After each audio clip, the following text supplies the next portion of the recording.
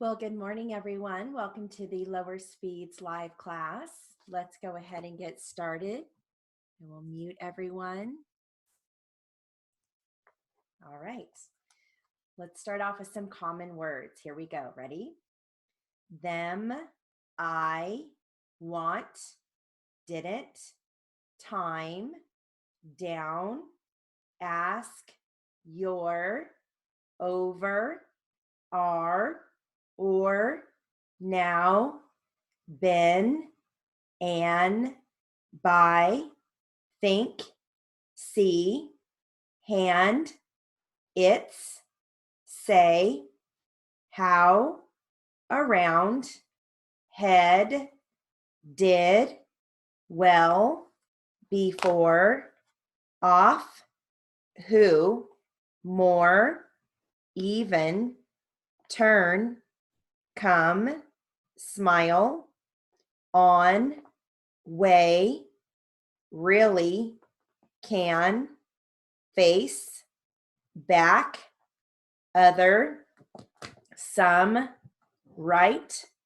there, only, walk, make, got, try, something, room, again, thing, after, still, thought, door, here, to, little, because, why, away. All right. We've got an abbreviation review. This is a basic brief drill from theory. We have Friday, Saturday, Sunday, question, that, think, they, wrote, write. And here are your sentences. His handwriting is practically illegible. What are you doing Saturday night?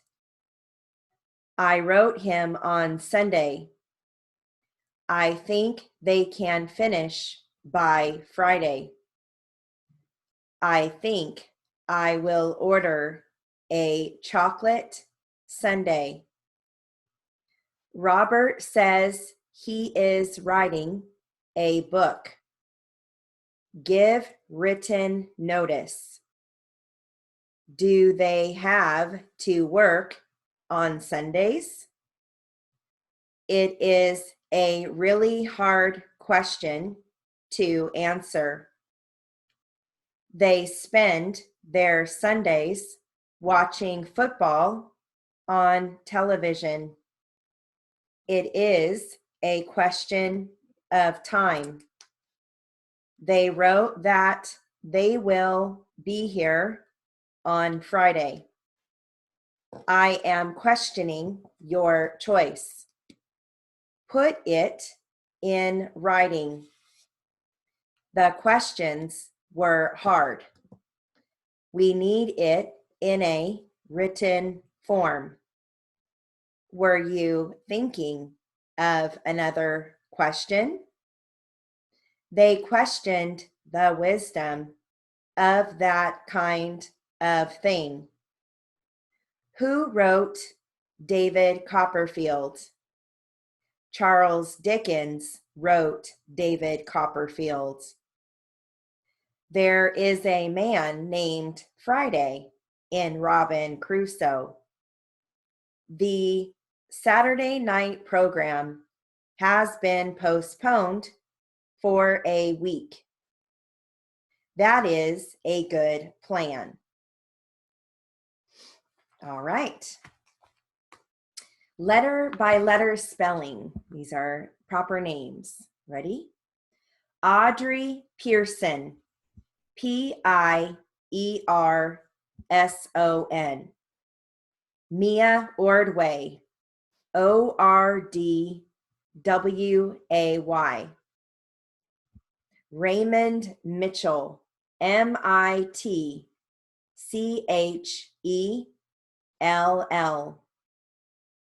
Claudia Hodges. Hodges. John Dominguez. Dominguez.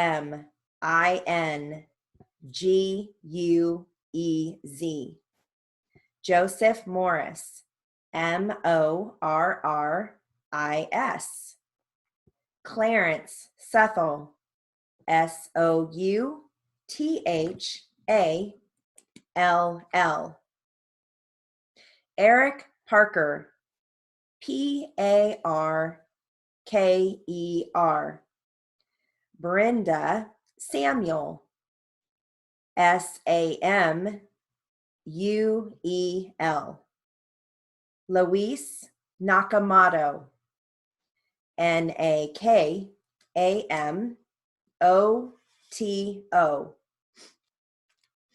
Velma Lacefield. Lacefield.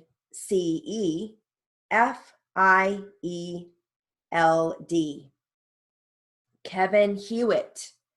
Hewitt.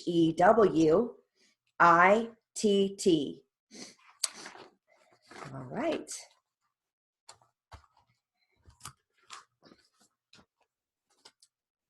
Now we've got some sentences that all focus on initial consonants TR. Here we go. Some tremors are tremendous. No treasure is worthy of treason. The soldiers tremored in the trenches. Visiting the Treasury building is a treat. Today's trend is trying to tramp. They signed the treaty under a tree. Her tresses were trailing. It was a long trek to the trellis.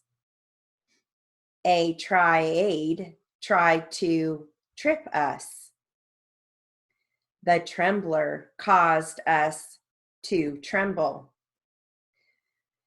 Trial transcripts are trying at times. The true trucker played a trump. The trolley transported the trollops. Don't trifle with the tributary. Truman tried to create trust. The trolley transported the trollops. He trusted the trunk to the troops. We had a troop playing trombones. Truants try to catch trout. A tropical trophy from the tropics is terrific. He tripped over the trite truism. All right. I've got some words here that are strictly consonant compounds. Okay, here we go. Drone, grass, broad. Blown, gloom, froze. Shown, drill, swift. And really focus on your accuracy. Blush, broke, scar. Spike, snare, flake. Friend, thrill, flight. Sheen, cloud, bliss. glare, class, grind.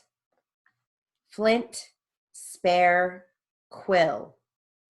Gross, quack, flower. Smoke, glance, flag. Quite, twist, stake. Plain, snooze, proud. Close, swear, snake. Okay. Some names and addresses. Here we go. Ready? Mr. Terry R. Irby, IRBY. Juliet Junior College, 1216 Humboldt Avenue, Juliet, Illinois, 60436. Northeastern Junior College, Learning Resource Center, Sterling, Colorado, 80751. Ms. Lori G. Whitesell, WHITESELL,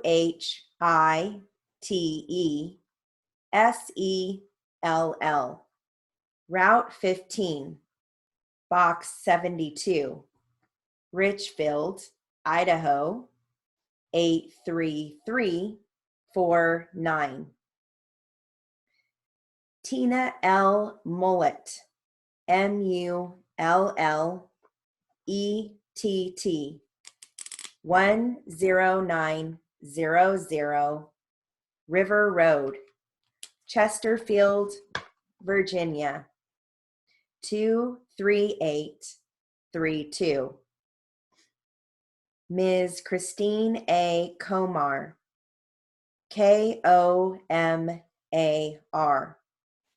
Shorewood High School, 17300 Fremont Avenue North, Seattle, Washington, 98133. Karen L. Bertling, BERTLING,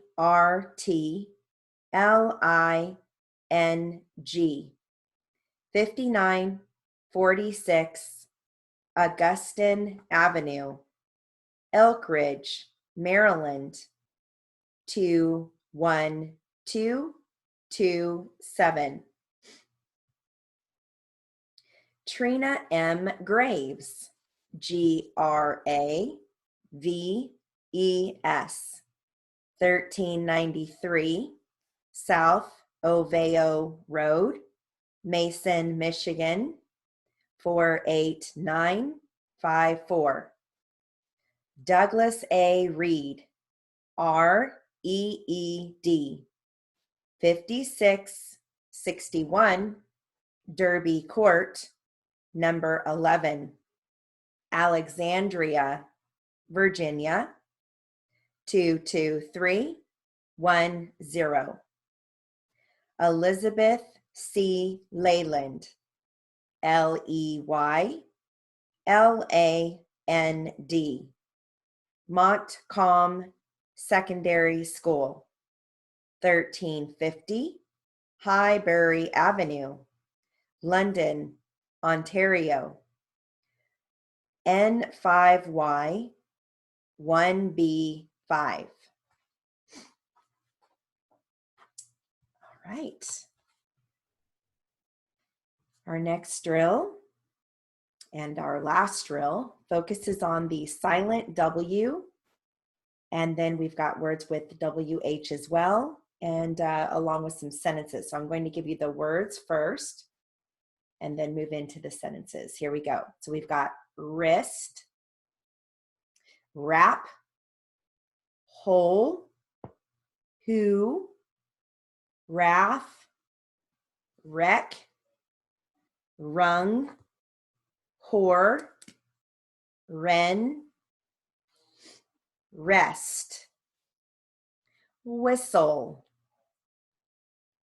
while, wit, wheel, wham, whack, wheeze, whine, wail, whip, whim, wheat, wet, whoa, white.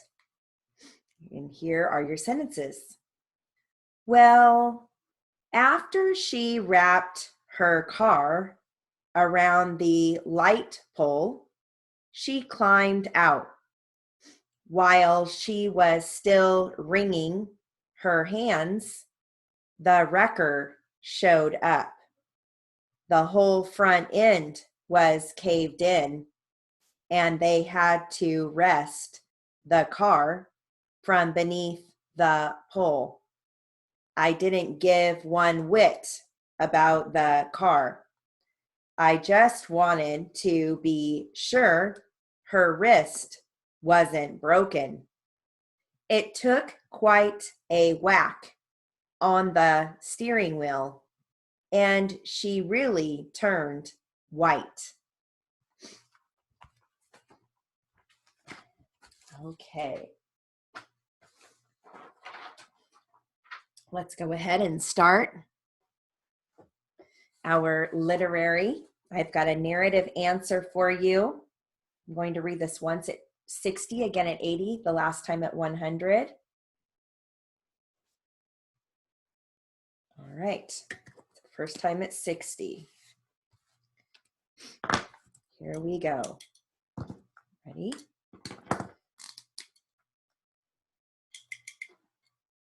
Jenna said that she overheard them talking on the phone in the bathroom.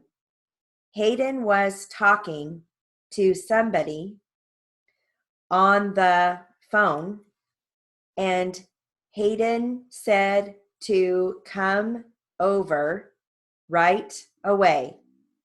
Well, Jenna said that she went back to bed until she heard a car come up.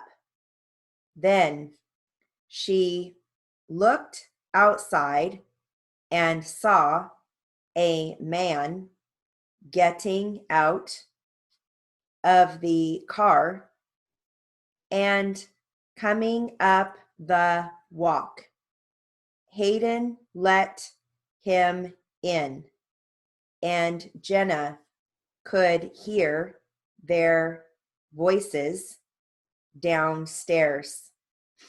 Hayden was telling him that Jenna had cashed the check and that she had stashed the money under the cookie jar on the kitchen counter. Jenna told me that afterwards she had asked Hayden what she meant by telling him that she had hidden the money. Then she told me that Hayden denied saying any such thing, and that they had a horrible fight about it. Hayden left in a hurry and said that she was never coming back. Well, that story was nothing like what I heard from Peter. Peter said that he didn't know anything about the affair until the next day when he saw it on the news on television. All right, so let's do that again at 80. Here we go. Jenna said that she overheard them talking on the phone in the bedroom.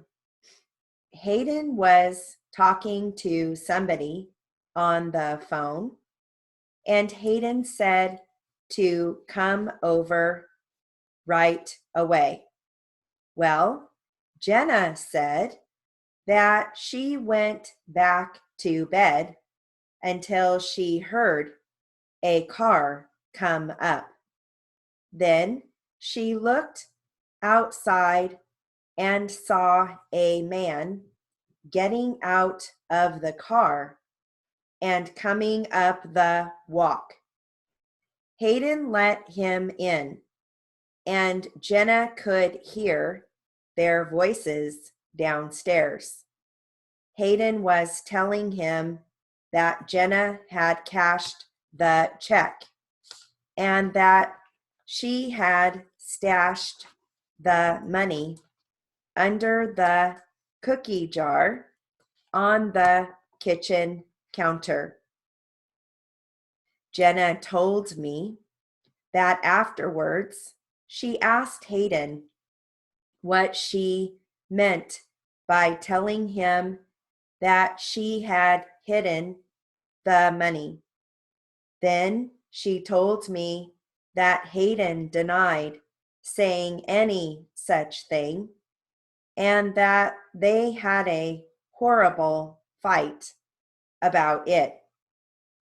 Hayden left in a hurry and said that she was never coming back. Well, that story was nothing like what I heard from Peter. Peter said that he didn't know anything about the affair until the next day when he saw it on the news on television. All right, so let's do it one last time at 100. Here we go. Jenna said that she overheard them talking on the phone in the bedroom. Hayden was talking to somebody on the phone, and Hayden said to come over right away. Well, Jenna said that she went back to bed until she heard a car come up. Then she looked outside and saw a man getting out of the car and coming up the walk. Hayden let him in, and Jenna could hear their voices downstairs. Hayden was telling him that Jenna had cashed the check and that she had stashed the money under the cookie jar on the kitchen counter.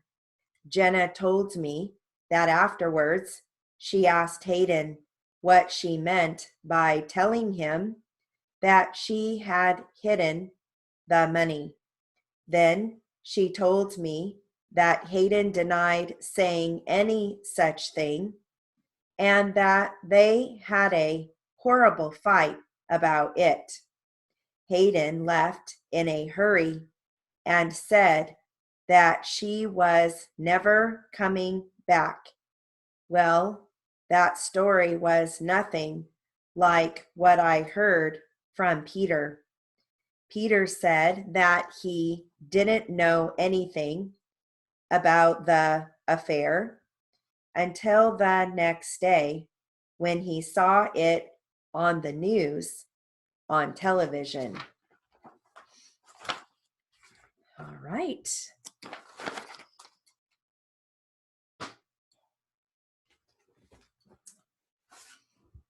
Now, I've got some closing arguments that we've been working on. I'm going to continue where we left off yesterday. I will start at 60 and work my way to 100.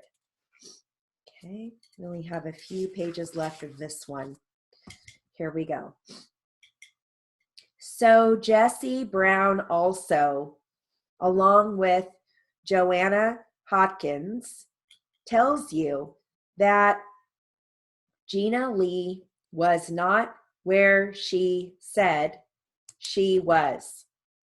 Gina Lee's perceptions of time and space are all wrong, and you heard it, and you can see it from her testimony.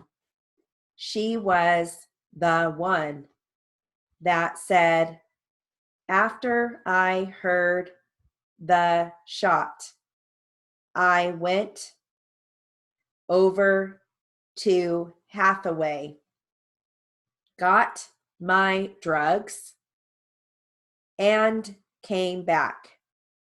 And that took 30 minutes, she said.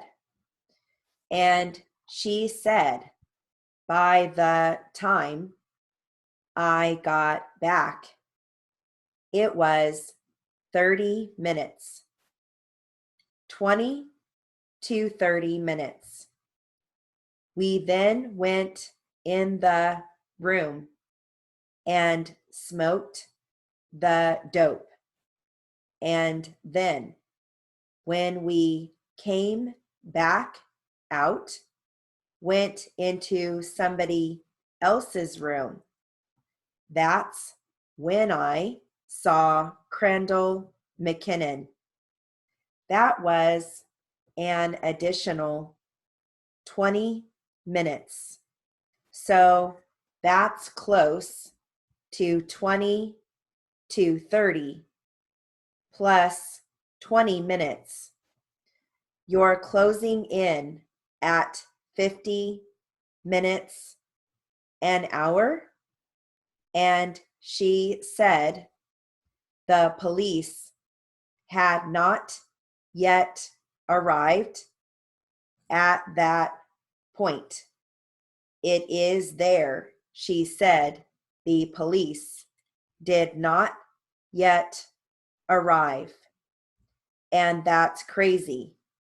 We know that that's not true because Caldwell said, we got there right away. Joanna Hodkins said, oh yeah, by the time we walked outside, the police were arriving. They started roping everything off, and we couldn't even get away. And that's Gina Lee. Does she give you that quality? Does she prove to you proof beyond a reasonable doubt in the Coder case? And finally, and I know this is taking a long time, and I apologize for it. I don't apologize for it because this is as serious as it gets. This is a murder case. And if I left anything unsaid or undone, I couldn't walk away from this. And I'm asking you not to as well.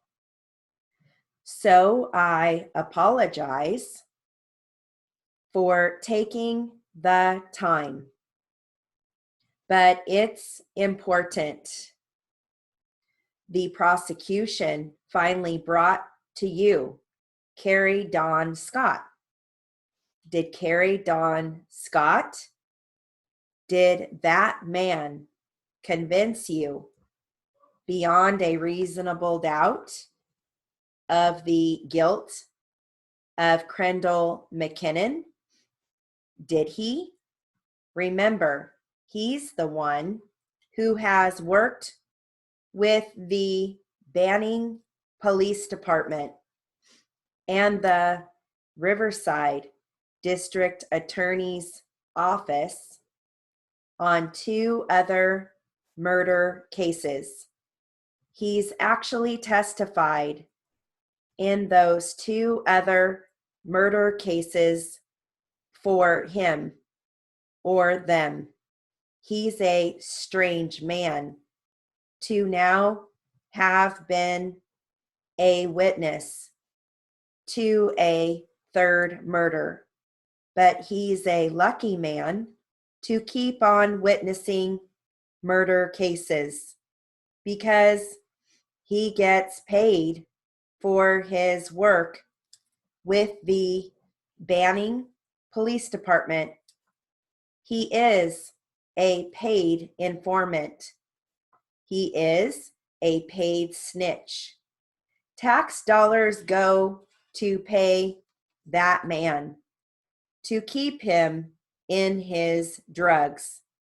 And he's got a pretty good thing going on. Fortunately for him, he has admitted to you. Fortunately for him, he had read about the Perry Coder case in the paper. He's the guy who lies to the police and says to Caldwell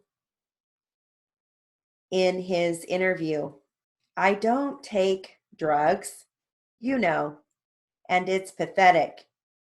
I don't take drugs. I have a seizure problem. I need seizure medication. I can't take the crack cocaine. I can't take the drugs because they send me over the edge with my seizures.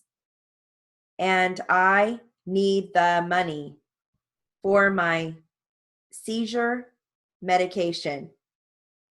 This is a lie. He later admitted that on the stand. And this is a classic example of a drug user and how they cannot be trusted.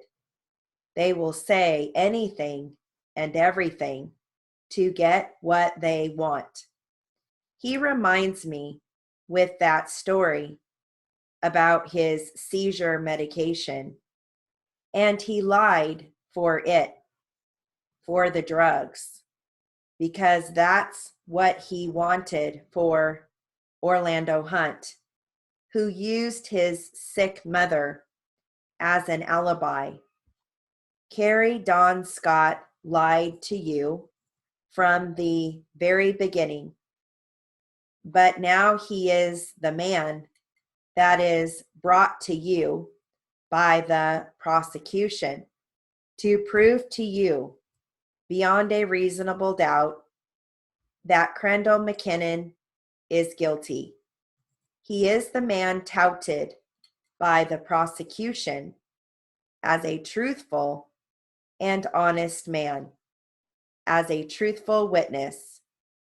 Carrie Dawn Scott lied to everyone, to Caldwell, to the defense investigator, to the Banning Police Department, and he lied to you. Your Honor, is this a convenient place to give the jury a 10-minute break? All right.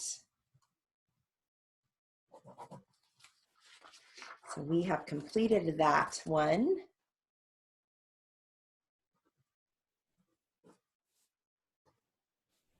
Let me just date this so I know we finished it. All right. How are we doing on time? Good. All right, I'm going to read just a little bit from the Sheriff's Department report that was read in court. Just maybe about a page, and then we're going to start Q&A. Okay, here we go. Assignment arrival.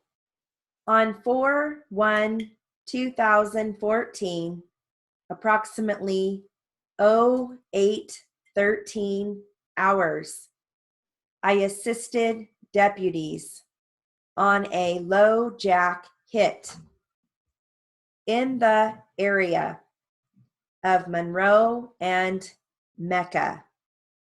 I arrived on scene at approximately 08:20 hours. On 4/1/2014, we checked a vehicle that Air 83 received a low jack hit from and was found to be non-related. Then Deputy Hecker found a white Toyota Camry at 3250 Monroe Avenue. Dispatch confirmed through the license plate that it was the stolen vehicle.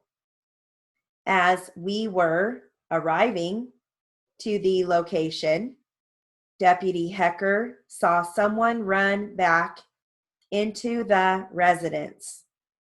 Due to the stolen vehicle in the property and the possible subjects being inside of the house, the side door was opened and we made entry into the residence. While at 3250 Monroe Street, I contacted Samuel Rodriguez. The following is a summary of statement which was recorded and attached to the report. Samuel explained he was asleep in his bedroom with his wife. A black male identified as Eric Lammers, which he allows to stay at his residence, came and knocked at his bedroom door. He told Rodriguez to come out here. Samuel gets dressed, and as he is coming out, he sees his eldest son or stepdaughter running into her bedroom. Rodriguez gets pushed back into his couch in the living room. He did not know the person that threw him into the couch, but he said he was a tall, skinny black guy wearing all dark clothing. Samuel saw the Hispanic male run into the master bedroom, and then no one came out. He went towards his master bedroom, and when he got to the living room, the front door flung open, and he saw the barrel of a shotgun. Law enforcement ordered everyone to the ground. He was frustrated and upset because he did not know what was happening. He did not know that the family or female that was at his house. He did not know the guys who were in his house. He did not give anyone permission to be in his house except for Eric Lammers and his family. He did not allow or give Eric Lammers permission to allow anyone into his house. When he saw the white and the black vehicle in his front driveway area, he stated the vehicles do not belong to him and they should not be there. He was also upset because the vehicle that his mother let him use was also missing a rear license plate. Samuel did not see any weapons on any of the subjects, but due to the damage that his bar had, he believed the suspects jumped out of his bathroom window of his residence, landing on the bar.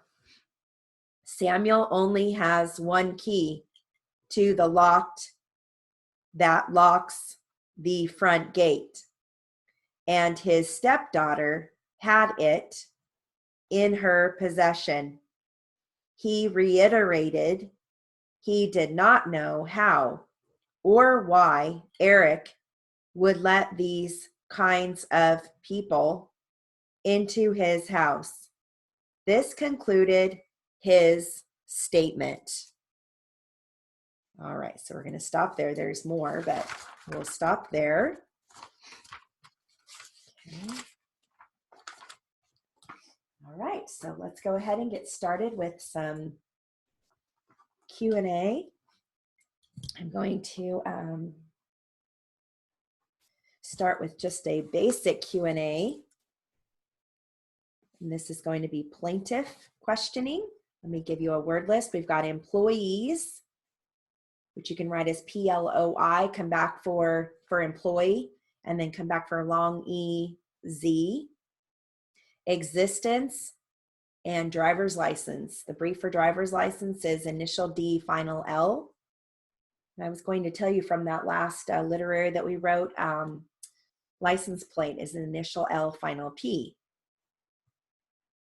All right. This is one page, so I'm going to read this once at 60, again at 80, and again at 100. Okay. All right. Before we get started, I'm going to blow my nose because I have allergies today, and I apologize. Okay. All right. Again, I apologize. All right. First time will be at 60 words per minute. There we go. Mr. Kassan, did you ever drive a car in the United States?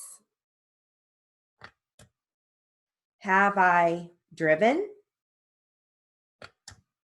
Have you driven a car in the United States? Yes. Was a driver's license issued to you? I had one, but not now.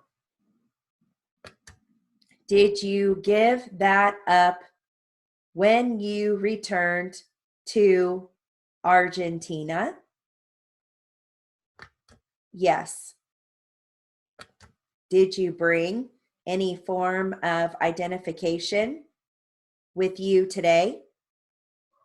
No, I didn't.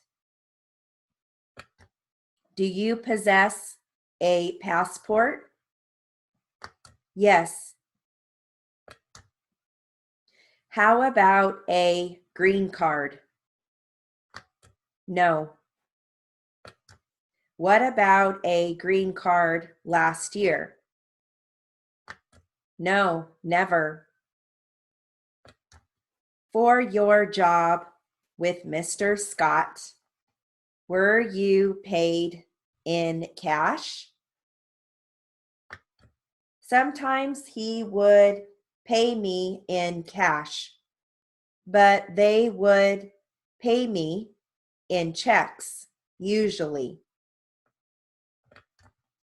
Was your bank account in existence last year?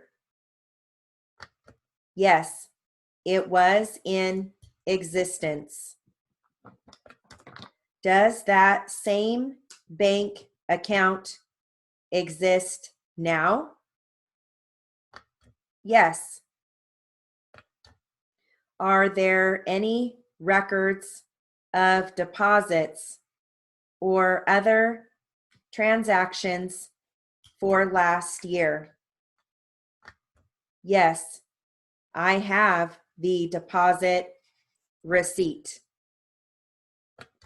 Is that for a savings account? Yes, it is. Is that for a checking account also?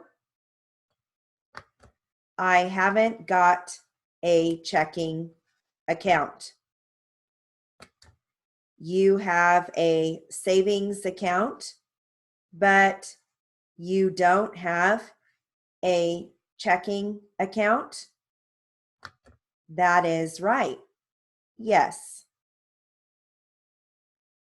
All right. Let's do that again at 80.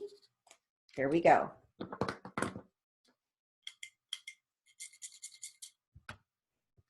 Mr. Kassan, did you ever drive a car in the United States? Have I driven? Have you driven a car in the United States? Yes. Was a driver's license issued to you? I had one, but not now. Did you give that up when you returned to Argentina? Yes. Did you bring any form of identification with you today? No, I didn't. Do you possess a passport? Yes. How about a green card? No. What about a green card last year? No, never. For your job with Mr. Scott, were you paid in cash? Sometimes he would pay me in cash, but they would pay me in checks, usually. Was your bank account in existence last year? Yes, it was in existence. Does that same bank account exist now? Yes. Are there any records of deposits or other transactions for last year? Yes, I have the deposit receipt. Is that for a savings account? Yes, it is. Is that for a checking account also? I haven't got a checking account. You have a savings account, but you don't have a checking account? That is right. Yes. All right, let's do it one last time at 100. Mr. Casano, or excuse me, Mr. Kassan, did you ever drive a car in the United States? Have I driven? Have you driven a car in the United States? Yes. Was a driver's license issued to you? I had one, but not now. Did you give that up when you returned to Argentina? Yes. Did you bring any form of identification with you today? No, I didn't. Do you possess a passport? Yes. How about a green card? No. What about a green card last year? No, never. For your job with Mr. Scott, were you paid in cash? Sometimes he would pay me in cash, but they would pay me in checks usually. Was your bank account in existence last year? Yes, it was in existence. Does that same bank account exist now? Yes.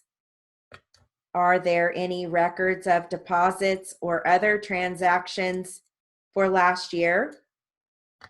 Yes, I have the deposit receipt. Is that for a savings account? Yes, it is. Is that for a checking account also? I haven't got a checking account.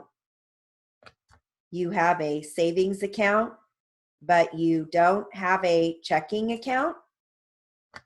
That is right. Yes. All right, let's move into some for voice.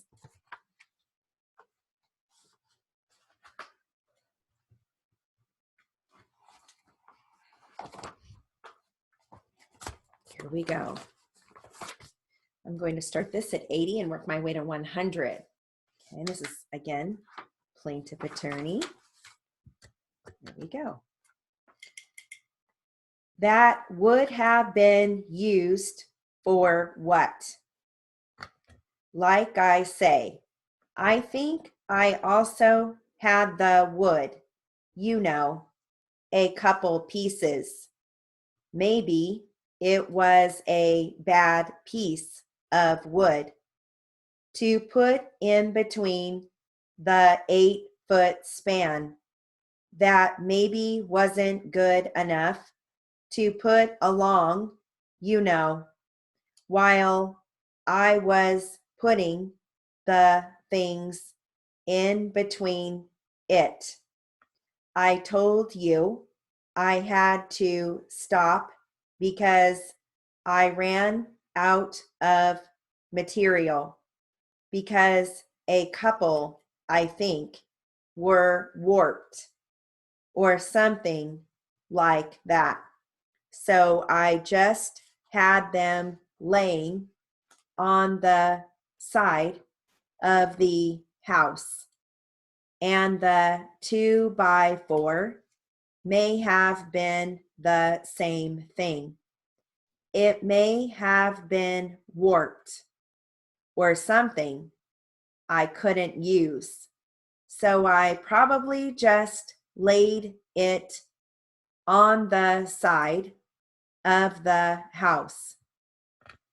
If we look at the actual photograph of plaintiffs 2 to your deposition, what is this thing that's sticking up above the wall? This white object. That again looks like the same board you were looking at. I don't believe that's affixed to the wall. Just looks like a board sticking up on the inside of my wall. Belinda and Crystal said they were walking home from the neighbors at or about the time of this incident. Yes. And did either of them tell you they actually saw what happened? Objection, hearsay. Overruled. You may answer. No, I don't believe they actually saw. Did you ask your son Stephen where he was when this happened? Yes, I did. And what did he tell you where he was? Objection, hearsay. Overruled. He said he was in the front yard, right here, right by it. Had Daniel, in his prior visits to your residence, ever climbed over that wall? No. Do you have any understanding of what type of injuries Daniel sustained? Objection, hearsay. Sustained. Any understanding as to what type of injuries Daniel sustained? Yes. Objection, foundation. Overruled. Go ahead. That he broke a collarbone. Hearsay. No. Go ahead. He injured his leg. Also broke his leg too. Was this bush at the time of this incident? Was there all this foliage, all these leaves and branches overhanging the fence? I don't know if it was that bad, but it does come on my side. Your Honor, can I look at the picture he's talking about? Yes. Do you know how far down the wall, looking at plaintiffs 2, Daniel walked before he fell? Objection, hearsay. Overruled. I didn't see him fall, so I couldn't really say how far he walked before he fell. So with regards to where on the wall, in terms of its location, you have no information as to where he fell? Not by any of these pictures, no.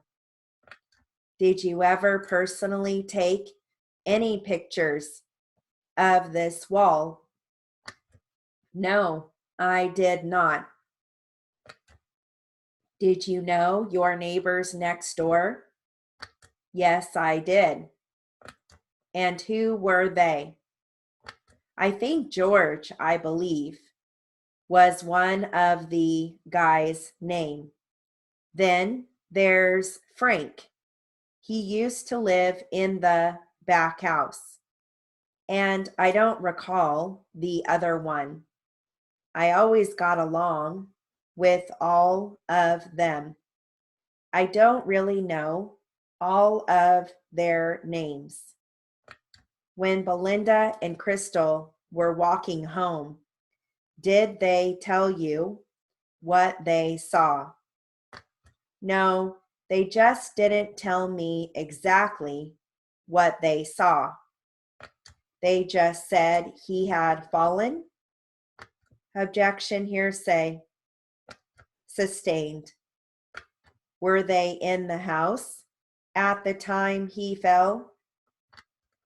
Go ahead. Your Honor, that is hearsay. Overruled. You may answer.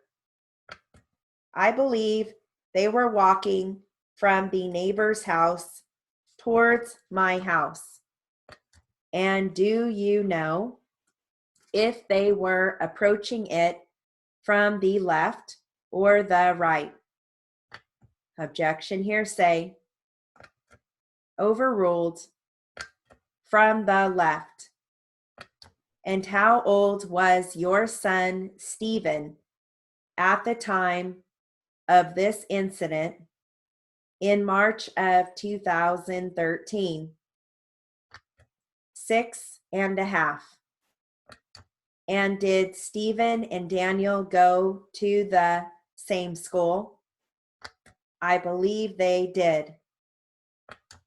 And you weren't home when Daniel first arrived? No, I was not. And I take it in March of 2013, you were married? No, I was not. Separated or divorced? Single. Single? Single parent. In March of 2013, who resided at 6616 Caro? Myself, Belinda, Crystal, and my son. Just the 4 of you? Yes.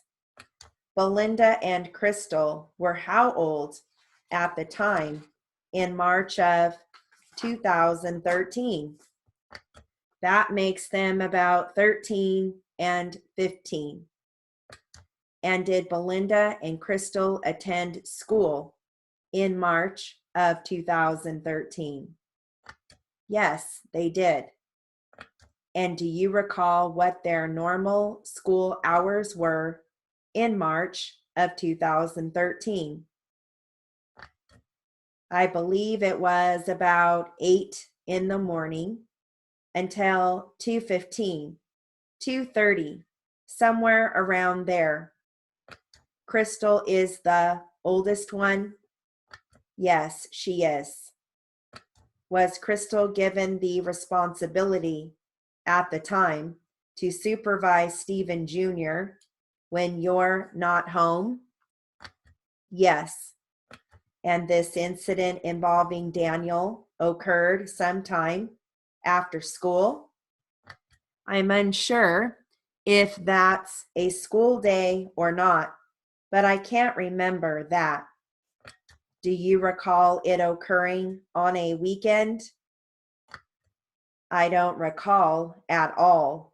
I couldn't tell you if it was a weekday or a weekend. Did you ever give any instructions to Crystal not to leave Steve Jr. home alone? Yeah, she knows not to leave. On the day of this incident, did she not follow those instructions? To a point. I mean, it would have been okay with me if she walked to this house in front and walked right back. Where did Crystal and Belinda go? Which neighbor's house?